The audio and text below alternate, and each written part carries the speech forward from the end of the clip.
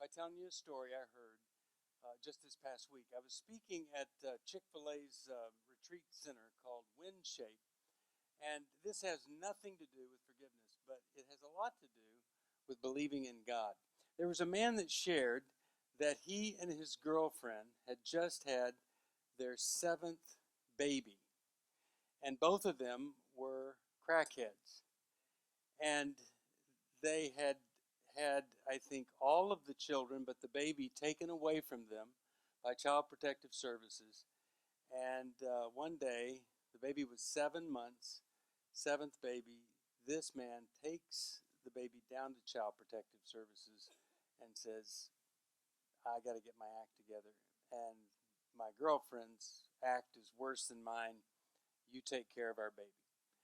So he goes into treatment for 85 days. And about 45 days into the treatment, he's doing better, but there's something missing. So he talks to the chaplain and he gets baptized and accepts Jesus. So to make an amazingly long story short, he began a total journey of restoration. His girlfriend, they got married because they thought that would help get the kids back. 2 years after he went into treatment, they got all of their children back after he had been praying that God would restore his family.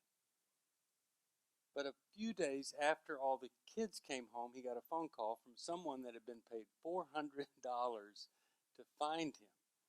And it was his mother that had given him up for adoption. And as things like this go, she lived less than a mile away. So they reunited, and he had been praying that God would restore and unite his family back together.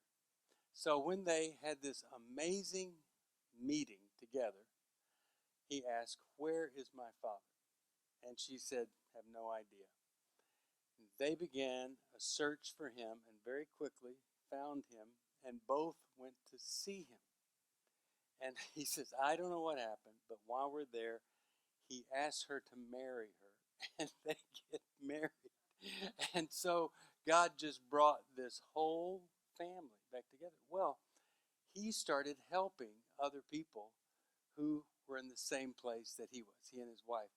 And in the first year, they saved the state of Washington $1.2 million because they were helping people that were struggling and they didn't have to be helped by the state. And so they've been doing this ministry for years and years after that. Now, the only reason I'm telling you that is that sometimes we need to believe that change really is possible, that things could be not just a little bit better, but dramatically better, and that God really does answer prayer. So let's pray right now. God, thank you for that story. Thank you for those lives.